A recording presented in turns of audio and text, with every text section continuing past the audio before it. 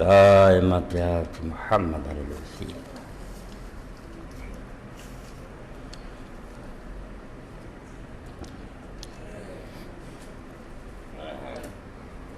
الحمدللہ وسلام علی عبادہ الذین اصطفیٰ. اما بعد فاعوذ باللہ من الشیطان الرجیم. بسم اللہ الرحمن الرحیم. وما قدر اللہ حق قدرہ والارض جمیعا قبضتہ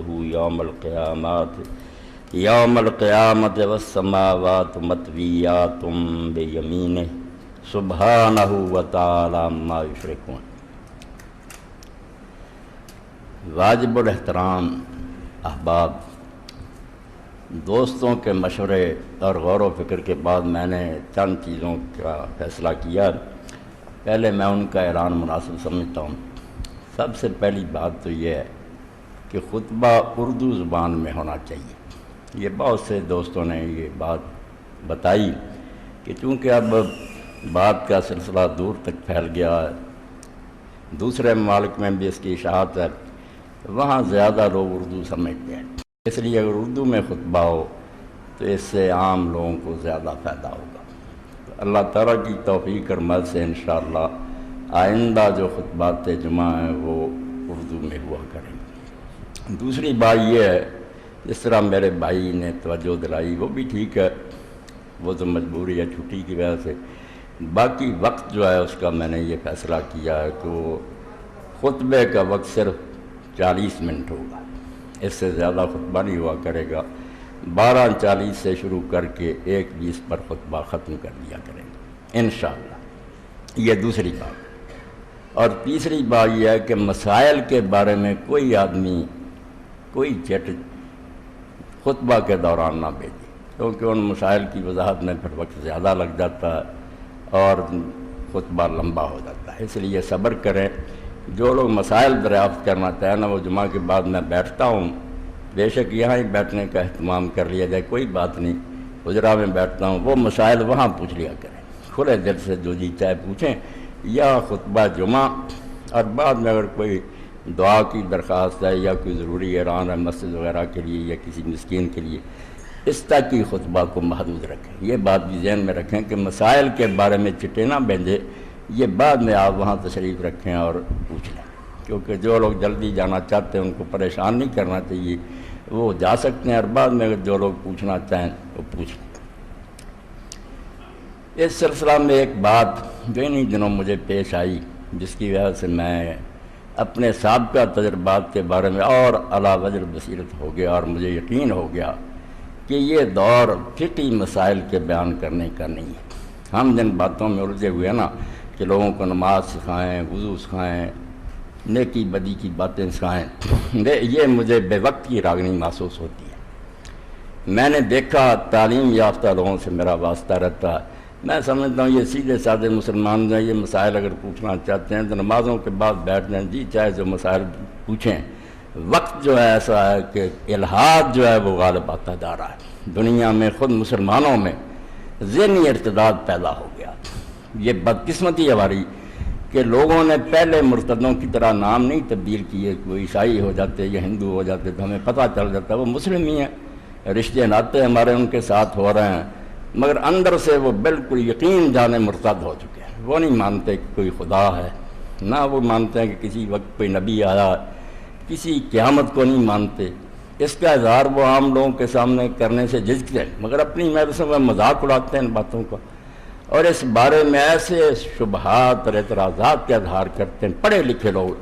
جس سے پتہ چلتا ہے کہ یہ یقین کی دولت سے محروم ہو چکے ہیں. ان کا ایمان جو ہے نا اس کو گھن لگ چکا ہے.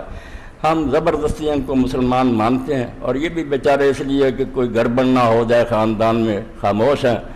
ورنہ بالکل وہ اسلام سے پھر گئے. ان کو کوئی یقین نہیں رہا. یہ ہماری صدیوں کی سمجھے غفلت اور یہ غالب نظام جو تھا کفار کا غلامی، اس نے دور کر دیا. اسی لیے علامہ اقبال فرماتے ہیں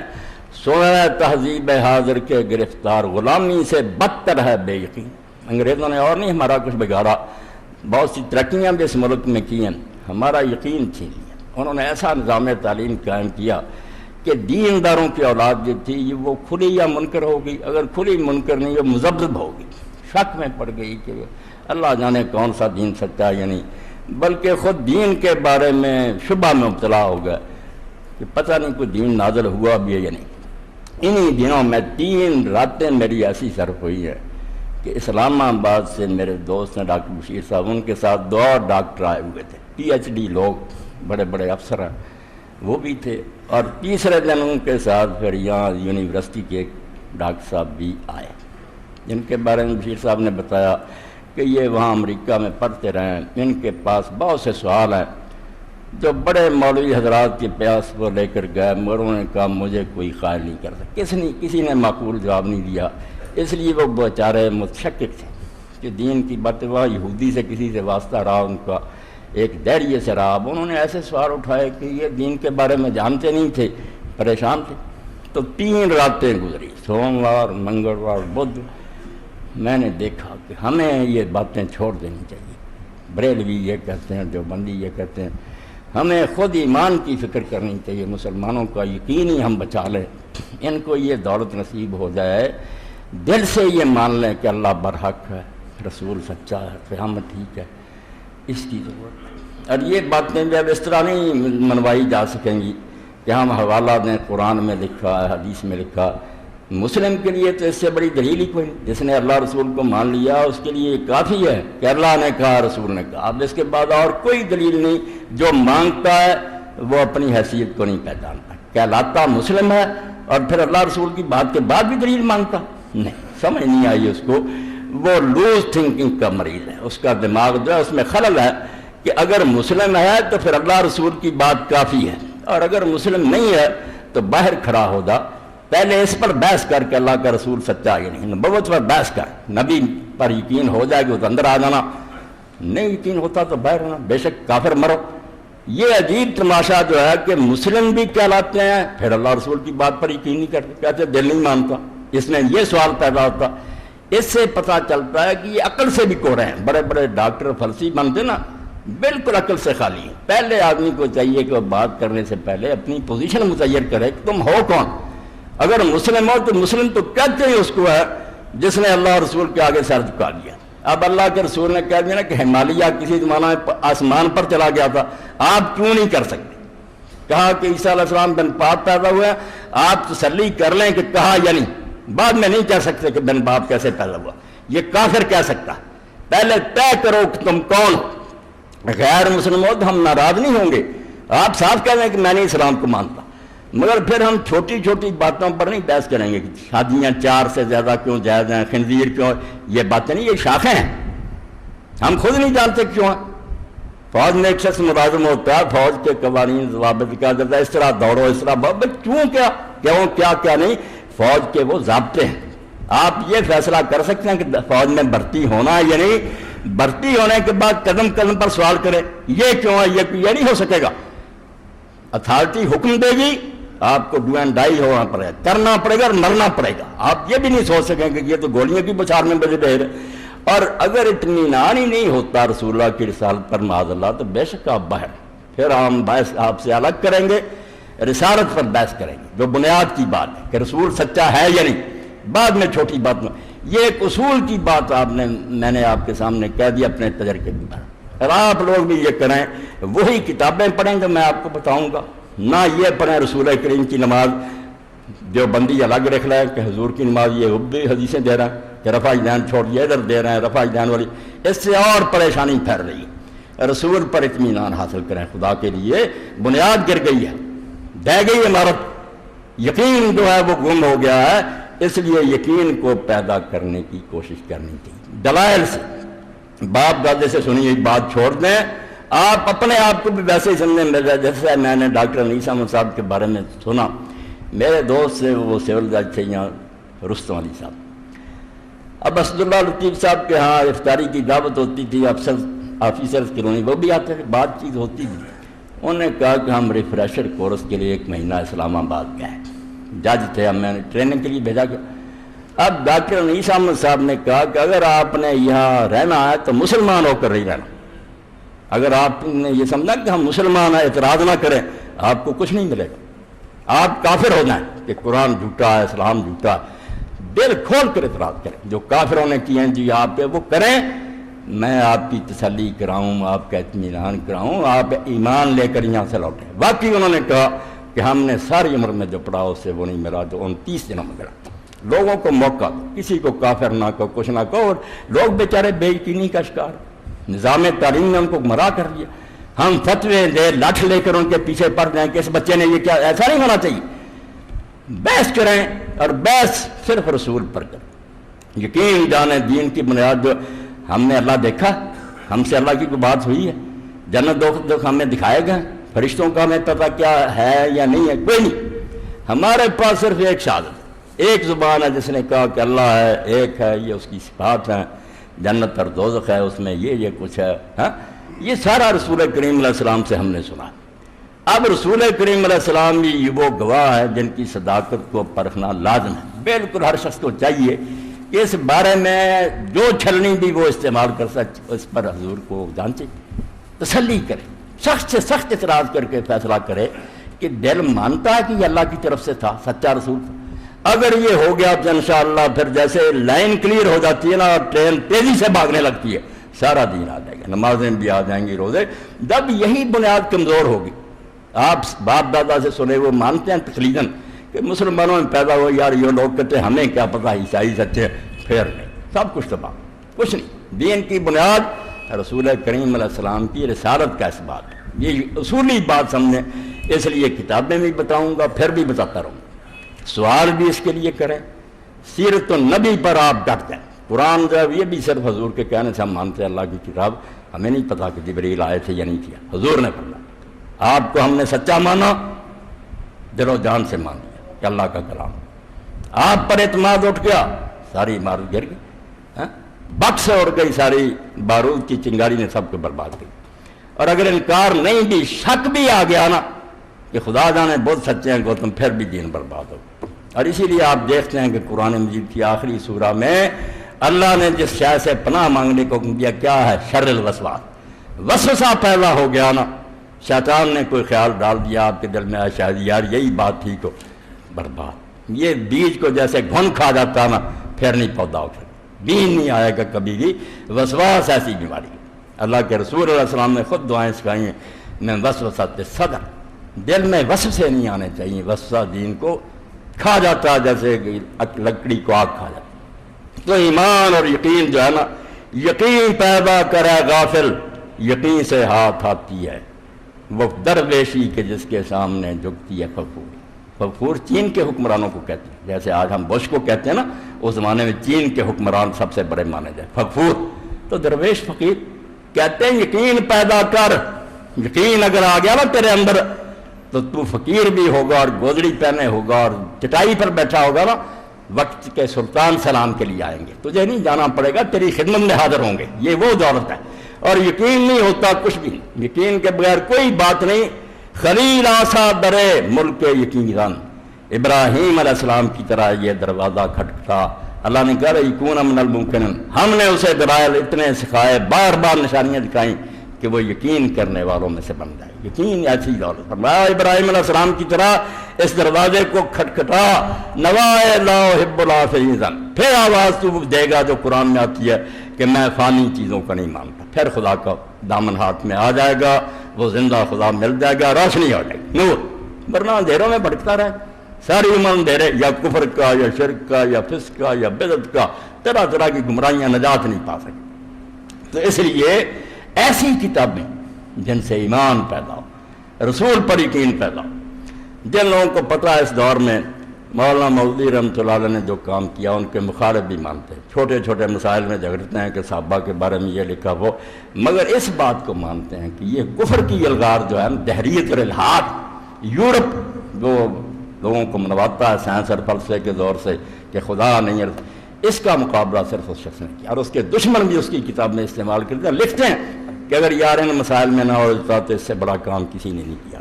جو یہ کر گیا ان کے مقابلہ میں کوئی نہیں کرے۔ اب اس میں سے تفہیمات جلد، تفہیمات وہ سیٹ ہے، کئی جلدیں، جس میں مولانا نے جو بالکل سمجھانے کی باتیں تھیں نا، گہری باتیں جن میں مسلمان بھی الجھے ہوئے تھے، غیر مسلموں کو بھی غلط کرنے، صرف اس پر مضمون لکھیں، وہ الگ کر دیے گئے تفہیمات کہ سمجھنے کے قابل بات نہیں۔ اس کے پہلے ایسے میں کہ ایمان برسالت کی ضرورت کیا ہے، رسول کی کیوں ضرورت ہے، لوگ کیوں اپنی عقل اور سمجھ سے نہیں سمجھ سکتے کہ یہ صحیح ہے یہ غلط، عقل کیوں ناکارہ ہے، روی کی کیوں محتاج ہے۔ جو ان چیزوں کو پڑھے گا اس کو پتہ چلے گا جس شخص نے کیا کام کیا۔ یہ شاخوں کو کترتے رہتے ہیں کہ یہ مسئلہ لے لو، یہ مسئلہ لے لو، بھئی بات تو بنیاد کی کرو کہ رسول اللہ کی طرف سے ہے، اور کبھی رسول آئے بھی ہیں یا ہے ہی افسانہ، اللہ نے کبھی نہیں بھیجی، بلکہ اس سے آگے بڑھ کر کہ اللہ بھی ہے یا معذاللہ یہ بھی ہمارا ایک وہم ہے، خیال۔ اس کو جب تک آپ نہیں سمجھے گی، میں نے دل کی بات آپ سے کہی، مل کر پڑھے لکھے لوگوں سے کہ وہ بیچارے تذبذب کا شکار کہہ نہیں سکتے، دل نہیں ان کے مانتے کہ اسلام سچا ہے، اس کی وہ کہتے مذہب تو اور بھی، وہ بھی سارے کتابیں لیے پھرتے، ہمیں کیا، بہت بڑی بات، اس کو حاصل کرنا چاہیے، اس پر اپنی توجہ مرکوز کریں گے۔ اور اس دور میں اب میں نے انہیں بھی بتایا، انہوں نے اسی وقت نوٹ کری، کہنے لگے ہم یہ کتابیں نہیں چھوڑیں گے۔ اب میرے بارے میں نامراد ناواقف اور جاہل کہہ دیتے ہیں، مولوی صاحب شیعہ ہیں، مولوی صاحب بریلوی ہیں، مولوی صاحب، انہیں نہیں پتہ چلے گا۔ ان کی جو فضا ہے نا کرگسوں کی، جہاں یہ اڑتے ہیں یہ نہیں سمجھ سکتے۔ میں ان چیزوں سے بہت اونچا ہوں، میں نہیں جانتا کہ یہ کیا گروہ بندی ہے، سارے ہمارے بزرگ ہیں، ہمارے ساتھی ہیں، جو اچھا کام کرتا اس کی داد دینی چاہیے اور اس سے فائدہ اٹھانا چاہیے۔ اب تازہ کتاب میں 6 میں پڑھ چکا ہوں، اب مجھے اطلاع ملی ہے کہ 3 جلدیں اور آ گئی، وہ بھی انشاءاللہ حاصل کرنا۔ تفسیر موضوعی، یہ ایران میں شیعہ عالم ناصر مکارم اس نے لکھی۔ اب کیا لکھا اس نے؟ ایسی بات کہی جو 1400 سال میں کسی نے نہیں کی تھی۔ ہم آج تک تفسیریں پڑھتے تھے مفرداتی کہ ایک ایک لفظ کی وضاحت کی، جیسے امام راغب اصفہانی کی المفردات، ایک ایک لفظ کی تشریح عربی میں اس کا کیا معنی ہے، وہ بھی بہت اعلیٰ کام تھا۔ ایک تفسیر ترتیبی تھی، شروع سے لے کر سارے قرآن کی تفسیر ہوتی جاتی، یہ بھی انہوں نے کی ہے۔ 10-12 عالم مل کر بیٹھے، انہوں نے وہ تفسیر نمونہ اردو ترجمہ ہوا۔ صرف یہ گلا ہے کہ ان کتابوں میں لوگوں نے شیعت کو سیڑ دی، کہیں کہیں نہ شیعہ کی بحثیں آ گئیں کہ حضرت علی امام ہے، جیسے بریلوی حضرات حاضر ناظر کی لے آتے ہیں، وہابی اپنا فاتحہ پڑھنے کی دیتے ہیں۔ قرآن میں ان بحثوں کو گھسیڑنے کی کیا ضرورت ہے؟ قرآن میں یہ بحثیں ہوئی ہی نہیں، آپ حدیث میں لے جائیں، فقہ میں لے جائیں، وہاں جھگڑتے پھرے۔ قرآن غریب کو کیوں کھینچتے ہیں کہ فاتحہ نہیں پڑھتا اس کی؟ کہیں نہیں، حدیث گھسیڑ کر قرآن مجید کا مترادف بناتے ہیں، وہ علی کی امامت کا دخل دے دیتے ہیں۔ ایسی چیزیں نہ ہوتی ہیں تو یہ قیمتی کی باتیں ہوتی ہیں، بہت نقصان پہنچا دیتے ہیں ایک اچھے کام کو۔ اب تفسیر موضوعی کیا؟ اللہ اکبر، سبجیکٹ کے مطابق ایک مضمون لیا، اللہ صرف، اس میں اور کوئی بات نہیں، سارے قرآن میں جو اللہ کے بارے میں، اس کی صفات کے بارے میں، وہ ایک جگہ آ گئی۔ اور اس میں پھر جو نا فلسفیوں نے کہا، دانش آج تک جتنے دنیا میں عقل مند پیدا ہوئے ہیں، مشرق سے مغرب تک، دوسری امتوں میں بھی، وہ اللہ کے بارے میں کیا کہتے رہے ہیں، کہاں کہاں ٹھوکریں لگی ہیں، قرآن کیوں ان کے مقابلے میں زیادہ سچا۔ ایسی عقلی اور لاجیکل بحث کہ جو مانتا اور جو پڑھے گا اس دور میں کہے گا ہاں اللہ کا پتہ چلا، باقی دل ٹھوک گیا، پتہ چلا کہ اللہ ہے اور اس کی یہ شان ہے۔ پہلی جلد علم پر لکھی ہے۔ سب سے پہلا سوال بھی ہے کہ آدمی اس جھنجٹ میں پڑے ہی کیوں؟ ہم کیوں ڈھونڈتے پھریں کہ اللہ ہے؟ یعنی ضرورت کیا علم کی؟ اس کے بغیر نقصان کیا؟ علم پر لکھا، علم ہے کیا شے انسان کے لیے، کیوں یہ ضروری ہے، علم کے ذرائع کیا ہیں، کہاں کہاں سے حاصل ہوتا ہے؟ حواس سے بھی ہوتا ہے، 5 ملے ہوئے حواس، کان ہیں، آنکھیں ہیں، ناک ہے، چھونا ہے، منہ سے چکھنا ہے، ان کو حواس خمسہ کہتے ہیں۔ ایک علم کا ذریعہ تو اللہ نے یہ بھی دیا، کچھ چیزیں ہم ان سے معلوم کر سکتے، چکھ لیا پتہ چل گیا یہ میٹھا یہ کڑوا، ہاتھ سے چھو لیا گرم ہے یا ٹھنڈا، آنکھوں سے دیکھ لیا، ناک سے سونگ لیا بو ہے بدبو ہے، حواس خمسہ، یہ سب سے پہلا سٹیج۔ اس کے آگے عقل شروع ہوتی ہے، وہ چیزیں دیکھنے میں نہیں آتی، لوگ کہتے ہیں عقل میں نہیں آتا، بات اندھے حواس کی کر رہے ہوتے ہیں کہ میں نے دیکھا نہیں، وہ تو سٹیج تھی حیوانوں کی، آنکھوں سے دیکھ کر ماننا 4 پایوں کا کام تھا۔ عقل کا تو دائرہ ہی وہاں شروع ہوتا ہے جہاں حواس بس کر دیتے، نہ دیکھنے میں آئے گی نہ سننے، وہاں سوچنا پڑے گا کہ ایسا ہو سکتا ہے، یعنی وہ عقل ہے۔ اور عقل سے بھی آگے پھر آ جاتا ہے وہی کا دائرہ کہ جہاں عقل بھی بے بس ہو جاتی ہے، سوچ سمجھ سے بھی کچھ پلے نہیں پڑتا، پھر اللہ رہنمائی کرتا، خود آسمان سے بولتا ہے، کلام اتارتا۔ اس لیے 2 جلدیں تو میرے بھائیوں اس پر خرچ ہوگی۔ علم کیا ہے؟ ضرورت اس کی کیا ہے، کہاں کہاں سے لوگوں نے حاصل کیا، کیوں ناکام رہے ہیں، وہی کی کیا ضرورت، یہ بنیادی موضوع ہے۔ مودودی صاحب کا بتا دیا ایمان بالرسالت پر کی ضرورت، اور یہ اور ایک کتاب مرحوم ہو چکے سید ابوالحسن ندوی رحمۃ اللہ علیہ، یہ تبلیغی جماعت جو پھرتے ہیں بیچارے ہمارے بھائی نیکی کرتے، مگر وہ ان کی جان تھی، ان کی طرح نہیں تھے، وہ مانتے تھے کہ اسلامی حکومت کے بغیر گزارا نہیں، وہ اولاد تھے سید احمد شہید رحمۃ اللہ علیہ کی، مجاہدین کی نسل، اور اب تک ان کے خاندان میں ہر بیٹا اور بیٹی عالم ہے اور حافظ قرآن، پورا خاندان اب تک اپنی روایت کو لائیے جا رہا، ان کے بھتیجے بھانجے چھوٹی کی علماء، انہوں نے سید ابوالحسن ندوی نے خطبہ دیا، زیادہ نہیں پڑھ سکتے تو اللہ کے لیے یہ کتاب لے لیں، چھوٹی، مذہب اور تمدن، یہ لیکچر دیا انہوں نے جامعہ اسلامیہ میں، وہاں جامعہ ملیہ دہلی، وہاں تھے بڑے بڑے ڈاکٹر پروفیسر سارے فلسفے کے استاد،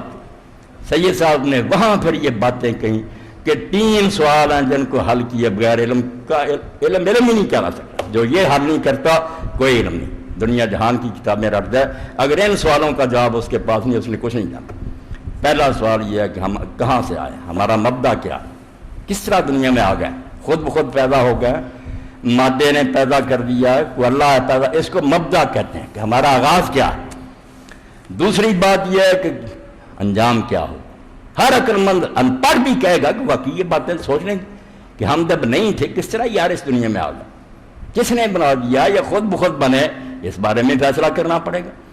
اور مر کر بس مٹی ہو جائیں گے یا بعد میں کچھ ہوگا تو کیا ہوگا، کس طرح کوئی سزا جزا ملے گی، یہ معاد کہہ جاتا ہے۔ اور تیسری بات درمیان کی ہے کہ جب آئے ہیں آگے یہ ہونا ہے تو اب کس طرح رہیں، معاش جینے کو کہتے ہیں، کیسے آپ کی کھوپڑی نے اور دماغ نے کام کیا انہوں نے کہ واقعی یہ 3 سوال تو بنیادی، اور ہر کافر مومن نے اس پر بحث کی ہے، جو بھی تمدن بنا ہے، تہذیب دنیا میں بنی، اب بھی جو چل رہی ہیں قومیں، کچھ نہ کچھ انہوں نے سوچا، چاہے یہ کہہ دیا کہ خود ہی بنے، چاہے یہ کہہ دیا کہ مٹی ہو جائیں گے، یہ کہا کہ جونے بھگتنے کے لیے، جو بھی چاہے جواب دیا ہو، مگر اس سے جان نہیں چھڑا سکتی، بس کہنا پڑا اس بارے میں کچھ نہ کچھ ہے۔ اور یہاں جینے کے لیے صرف عقل کافی ہے کہ دانا آدمی بیٹھ کر جو مرضی سوچ لیں، یا اس کے لیے کوئی اور خارجی رہنمائی کی ضرورت ہے جس کو وہی کہتے ہیں، باہر سے کوئی مدد آنی چاہیے یا انسان خود ہی ایسے کب، یہ سوال ہے، اس پر انہوں نے جو لیکچر دیا ہے مذہب اور تمدن۔ میں کہتا ہوں وہ شخص جس زمانہ میں آیت اللہ تھا، اللہ کی قدرت کی ایک نشانی تھا، کبھی کبھی اللہ ایسے بندے پیدا کر رہا ہے، بشر ہی تھا، مگر اس کے علم کو جب ہم دیکھتے ہیں ایک ایک سطر میں موتی پڑا، پکڑا ہے ان سب کو بالکل بنیادوں سے، ڈائریوں کی کتابوں کے حوالے، صوفیوں کے حوالے، سب کو اس نے بتایا کہ صوفی بھی ہار گئے، انہوں نے بھی اشراق کے ذریعے کچھ نہیں ملا، اختلاف، کوئی وحدت الوجود کہتا، کوئی وحدت حقیقت معلوم میں ایک نہ ہوتا، کچھ نہیں، محنت انہوں نے کیا، نیک حقیقت تک نہیں پہنچ سکے، حواس والے بھی ہار گئے، عقل والے بھی ہار گئے۔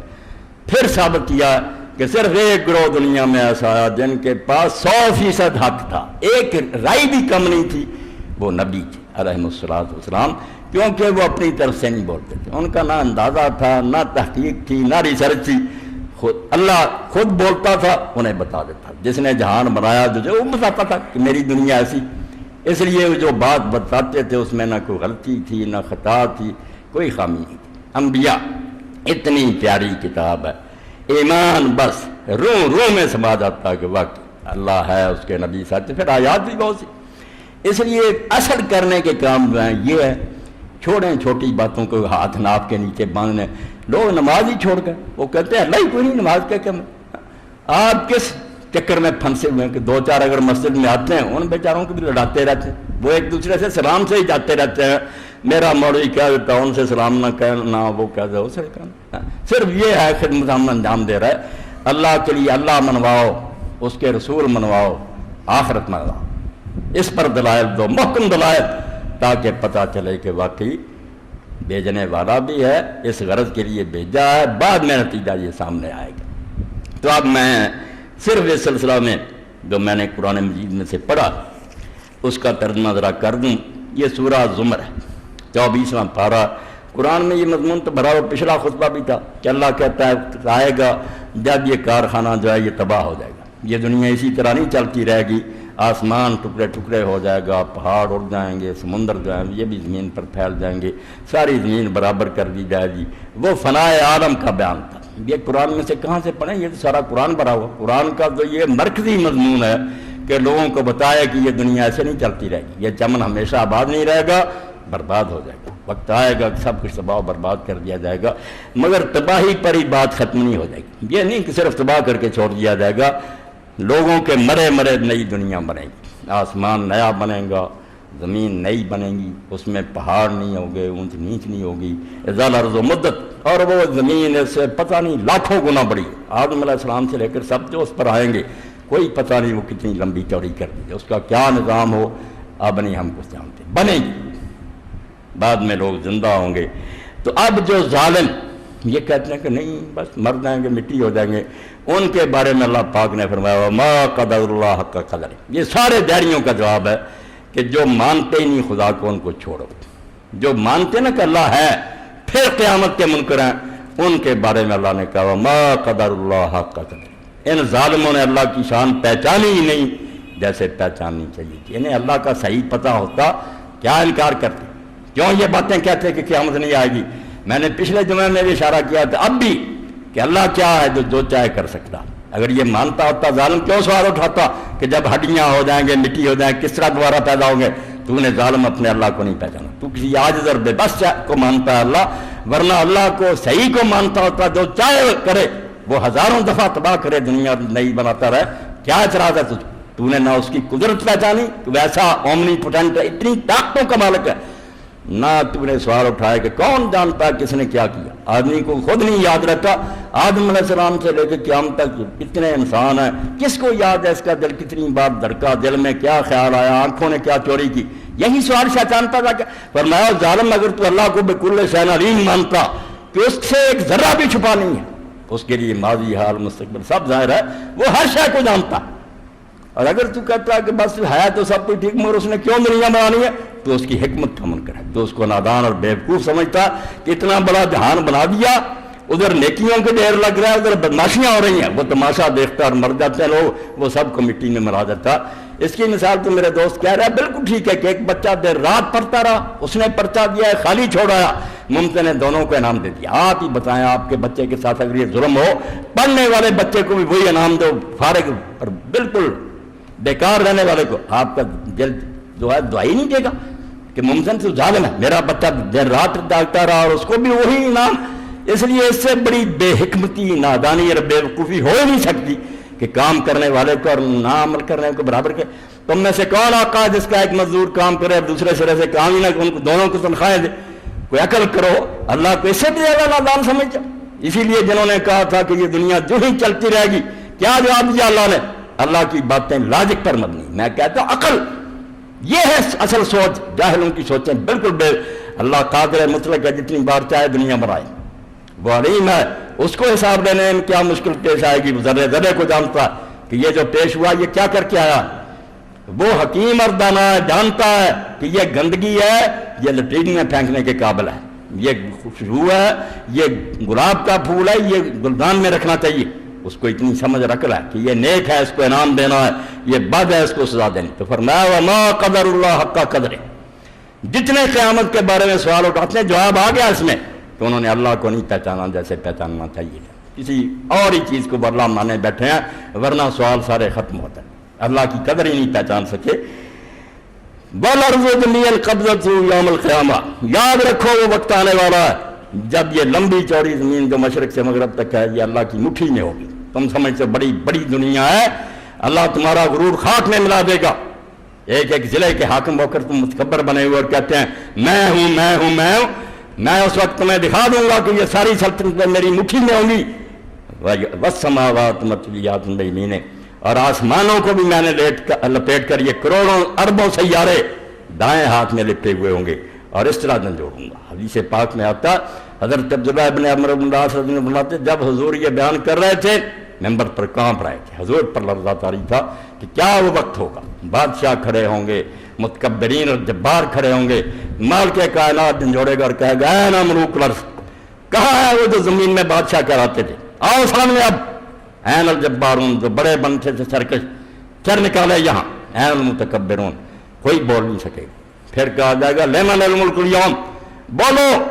آج راز کھلا کہ بادشاہی کس کی ہے، کون ہے حکمران کائنات کا، پتہ چلا تمہاری وہ فرضی اور خیالی جو بادشاہ تھے کہاں ہیں،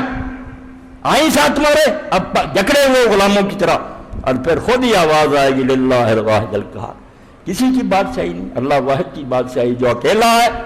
اور بالکل کنٹرول ہے، غالب ہے،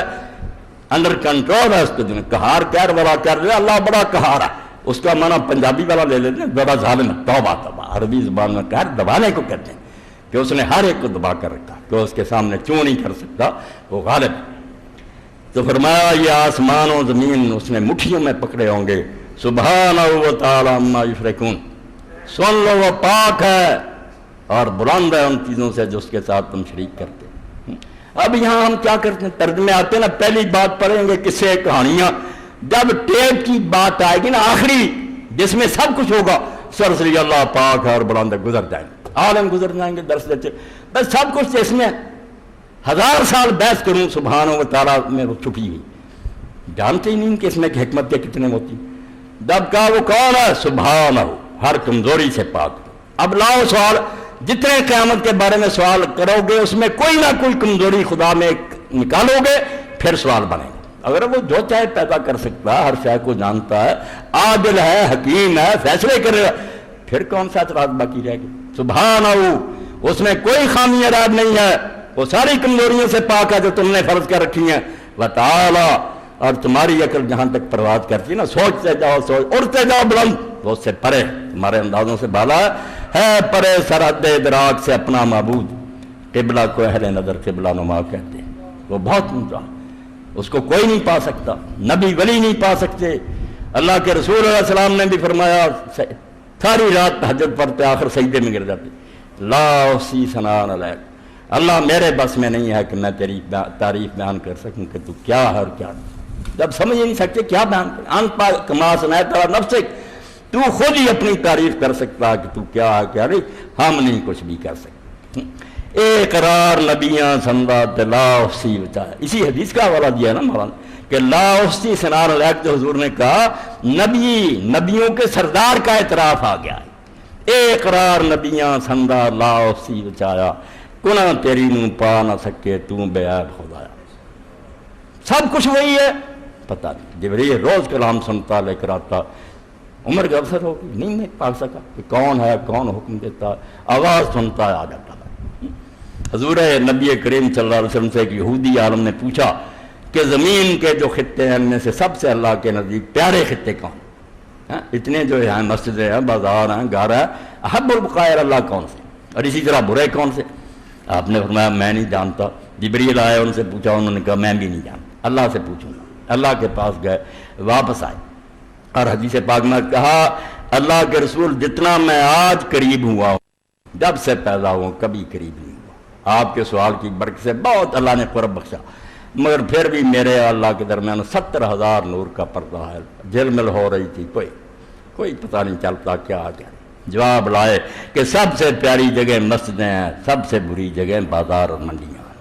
دیکھتے ہیں ہم جھوٹ سارا کر رہا ہے بازاروں میں، یہاں بات ہو رہی۔ تو اللہ کہتا سمجھ آ جائے یہی نقطہ کہ سبحانہ، اس میں کوئی کمزوری ہو تو تمہارے سوال پیدا ہونا کہ یہ نہیں ہو سکتا، یہ وتعالی، اور بلند ہے، بہت بلند و بالا، جتنا جی چاہے سوچتے جاؤ، وہ ادراک کی سرحد سے پرے ہے۔ ہم شرکون، جو تم نے اس کے ساتھ شریک فرض کر لی، یہ شرک بھی ساری بیماری جیسے قیامت ہے نا اس کا انکار، یہ شرک بھی اسی سے پیدا ہوا ہے، نہ اللہ کو سبحان مانا، نہ اللہ کو تعالیٰ مانا، ناراض نہ ہونا۔ اگر یہ لوگ کبھی جائزہ لیں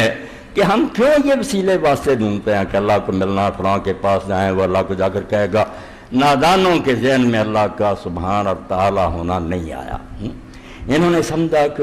اللہ کو کیا پتہ دنیا میں کیوں ہو رہا، وہ جیسے کوئی بادشاہ کہیں بیٹھا ہوتا، کسی وزیر امیر سے ملیں، وہ جا کر کہے حضور وہاں ایک سائل آیا ہے۔ نادانوں، جس نے جا کر اللہ کو بتانا ہے نبی ولی نے، ان کے تو پیدا ہونے سے پہلے جانتا کہ میرے بندے نے یہ مانگنا، یہ کون سی نئی اطلاع اس کو دیں گے؟ ان کے پاس کوئی نیا علم ہے جو اللہ کو دیں گے؟ ان کو تو جو پتہ چلتا وہ بھی وہ بتاتا ہے، انہوں نے کیا خبر دینی ہے؟ اور اگر کہو کہ خبر تو ہے مگر اللہ کو پتہ کوئی نہیں اس فیصلہ مقدمہ میں کیا فیصلہ کرنا چاہیے، ہو سکتا ہے یار جج غلطی کر جائے، اس لیے سفارش کراتے ہیں کہ سب اصل معاملہ یہ صحیح انصاف کر۔ تمہارا خیال ہے کہ اللہ کوئی غلط کام کر سکتا ہے؟ ہو سکتا؟ میں تو ابن قیم رحمۃ اللہ علیہ کا جب پڑھتا ہوں کہ ایک ولی کے بارے میں لکھا کہ 40 سال بعد اس کو خواب میں دیکھا گیا، پوچھا کیا بنا؟ اس نے کہا 40 سال ہو گئے، اس لیے اللہ نے کھڑا کر رکھا سامنے کہ تو نے کیوں کہا تھا کہ یہ دن بارش کے ہیں؟ بارش نہیں ہو رہی تھی، اب تو نے کہا تھا یہ دن بارش کے ہیں، یہ مجھے پہچانا تھا، میں بے عقل تھا جس کو نہیں علم تھا کہ بارش ہونی چاہیے، تو نے اعتراض کیا، تجھے میری معرفت نہیں حاصل، تو نادان اور جاہل ہے میرے بارے میں۔ اس کو میرے بھائیو اللہ کو پہچانو، اللہ جانتا ہے سب کچھ، اور کیا کرنا ٹھیک ہے کیا نہیں وہ اس کو پتا کہ کون سی دعا ماننے کے قابل آئی کا، اور اگر کوئی جانتا ہے سب کچھ ہے مگر اس میں رحم نہیں ہے، پیار نہیں ہے بندوں سے،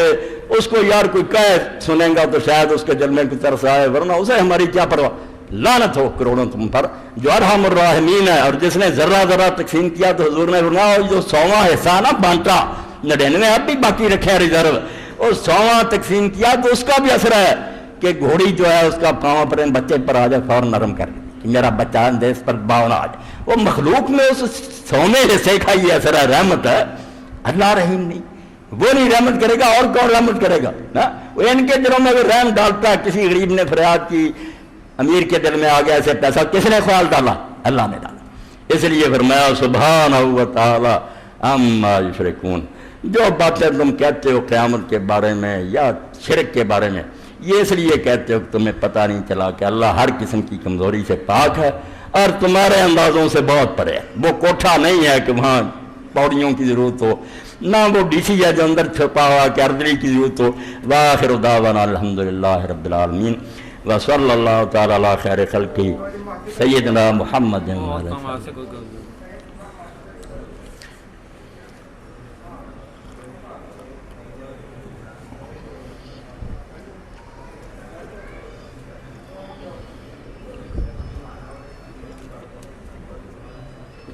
الحمدللہ۔ لے لینا گلاس۔ الحمدللہ رب العالمین والصلاة والسلام علی رسولہ الامین وعلی آلہ وصحبہ اجمعین، اما بعد۔ سب سے پہلی بات تو یہ ہے کہ ہمارے ہمسائے اکبر بٹ صاحب کل فوت ہو گئے، ان کے لیے مغفرت کی دعا بعد میں کرنی ہے۔ جو چلا جائے نا دنیا میں سے، جس طرح ہم جنازے کے بعد کہتے ہیں السلام علیکم ورحمۃ اللہ وبرکاتہ، تو ابن عربی فرماتے ہیں السلام علیکم کہنے کے بعد اگر تم برائیاں کرتے رہو کہ اس میں یہ تھا تو تم نے میت کو سلام نہیں کہا، تم نے سلام نہیں کہا، تم تو بری نیت کے لے کر آئے ہو، اس نے جو کیا وہ اللہ کے حوالے ہے، اور اب تمہارا بندوں کا کام ہے کہ اس کے لیے بخشش کی دعا کریں، اس لیے کوئی ہو ہمیں ان کی غلطیاں نہیں چھاڑنی چاہیے، بخشش کی دعا کریں تو انشاءاللہ ان کے لیے بھی اور لوگ بھی جو مرحوم ہوئے، ہم نہیں جانتے کہ ہفتے میں کتنے مشرق مغرب میں ہمارے بھائی چلے گئے، ان کے لیے دعا کریں۔ دوسرا اعلان یہ کہ پرسوں بروز اتوار وقت 8:30 بجے شروع ہوگا اجتماع مسجد میں تحریک اسلامی کا، احباب شرکت فرمائیں، آ جایا کریں، یہ اتوار کے دن جو نا اجتماع 15 دن بعد ہوتا ہے، اس میں شریک ہوا کریں، انشاءاللہ آپ جھوڑیاں بھر کر جائیں گے، اللہ کی مدد سے دین کے نقطے آپ کو ملیں گے۔ تو یہ 8:30 بجے شروع ہوگا۔ 8، 9، 10 اکتوبر اگلا مہینہ جو آ رہا، سالانہ اجتماع جمعہ ہفتہ اتوار کو بمقام حسن عبدال جو ہے ہو رہا ہے۔ اس پر میرے بھائی نے لکھا کہ ہمارے ذمہ 15,000 روپے، وہاں جو اجتماع ہو رہا اس کے لیے 15,000 روپے درکار ہیں، اس کار خیر میں سب حضرات ضرور حصہ لیں، زکوٰۃ ہو صدقات ہو، جن کو اللہ نے دیا 15,000 تو ایک آدمی کے لیے کوئی بات نہیں، تو یہ رقم جو ہے نا اگلے جمعہ تک یہ آپ بھی پوری کر دیں۔ اور تیسرا اعلان جو بھائی نے مجھے توجہ دلائی، پہلے وہ بیبیاں آئی تھیں، مسکین تھی، حاجت مند تھیں، انہوں نے سفارش کی تھی، تو آج کے جمعہ پر آپ ان مسکین عورتوں کے لیے بیچارے، جن کے یہ ہمارے بھائی شریف صاحب سفارشی ہیں، میرے پاس بھی آئی تھیں، تو اللہ مدد فرمائے تو زیادہ سے زیادہ ان کی مدد کریں، اللہ اجر دے گا، بالکل اجر دے گا۔ جب کسی مسکین کے لیے صدا دی جائے نا تو آپ اس کو کسی کا معاملہ نہ سمجھا کریں، اپنے ذہن سمجھیں کہ میرے لیے کھاتہ کھول گیا سیونگ اکاؤنٹ، اللہ کے بہشت میں مجھے اس میں بارے میں جو ملے گا نا وہ ان کوڑیوں کے مقابلے میں بہت ہوگا۔ اللہ توفیق دے تو آج جو کچھ بھی اکٹھا انہیں دے دینا چاہیے۔ اللہ تعالیٰ سارے حاجت مندوں کی حاجتیں پوری کرے، ان کی مشکلات کو حل فرمائے، پریشانیوں سے بچائے۔ پریشانی بہت بڑا روگ ہے، غم کھا جاتا ہے آدمی کو۔ یہ ایران جو کیسٹوں کا ہے، یہ آپ نے پہلے بھی سنا، بھی میں کہہ دیتا ہوں، آپ سب کے علم میں یہ بات ہونی چاہیے، یہ کیسٹیں جو فروخت ہوتی ہیں میرا اس کے ساتھ تعلق نہیں، سب کے علم میں یہ بات ہونی چاہیے۔ آپ پہلے جانتے ہیں، مگر ہونا چاہیے پتہ کہ میں نے دوسرے علماء کی طرح کو یہ نہیں رکھا کہ میری ریکارڈنگ کرو اور اس سے مجھے حصہ دو، نہیں، اللہ نے مجھے بہت دیا اور اللہ سب کو دے، ایسی کوئی بات نہیں۔ باقی یہ لوگ جو خدمت کر رہے ہیں اللہ اس کا صلہ انہیں دے، اس پر میں خوش ہوں کہ چلو میری بات کو لوگوں تک پہنچانے کا یہ طریقہ ہے، اللہ تعالیٰ کسی کے دل میں اتار دے۔ تو یہ اکرم صاحب کی طرف سے ایک حضور کی بیٹیاں کیس نمبر 1 اور 2، قیامت کا منظر اور رجب، شان اولیاء 2 کیس، پردہ کی حمید 2 کیس، 12 امام اور مناظرہ 2 کیس، علاوہ ازیں تمام خطبات جمعہ۔ اسی طرح ہمارے بھائی سہیل ہیں اور یہ شفیق صاحب بھی، یہ سارے ایک ساتھی کرتے ہیں، آپ جس سے چاہیں لے لیں، آئیے، آپ کی اپنی مرضی ہے، اور جس کی پسند کریں کہ اس کی آواز اچھی ہے، اس میں میرا کوئی دخل نہیں۔ باقی اللہ تعالیٰ ان بچوں کو مزید توفیق دے کہ میری بات کو یہ محفوظ کر کے لوگوں تک پہنچائیں۔ میری تو دعا یہی ہے کہ نام محمد سے اجالا کر دے، رسول کا نام دے، اس سے ہمیں دنیا میں روشنی پھیلانی چاہیے۔ رسول پاک کے ہم خادم ہیں، آپ کے پاؤں کی خاک ہیں، ہمیں جو ملا حضور کے صدقے ملا، ہم کہاں مسلم ہوتے اگر حضور تشریف نہ لاتے۔ اس لیے ہر کلمہ گو کا کام ہے کہ وہ جہاں بیٹھے، جہاں جائے، حضور کے دین کا بہانے بانے سے چرچا کرے۔ اللہ اس کی توفیق دے۔ اللہم صلی علی محمد وعلی آل محمد کما صلیت علی ابراہیم وعلی آل ابراہیم انکا حمید مجید۔ اللہم بارک علی محمد وعلی آل محمد کما بارکت علی ابراہیم وعلی آل ابراہیم انکا حمید مجید۔ اللہم اغفر للمؤمنین والمؤمنات والمسلمین والمسلمات الاحیاء منهم والاموات۔ ان اللہ یأمر بالعدل والاحسان وایتاء ذی القربى وینہی عن الفحشاء والمنکر والبغی یعظکم لعلکم تذکرون۔ اللہ خوش رکھے۔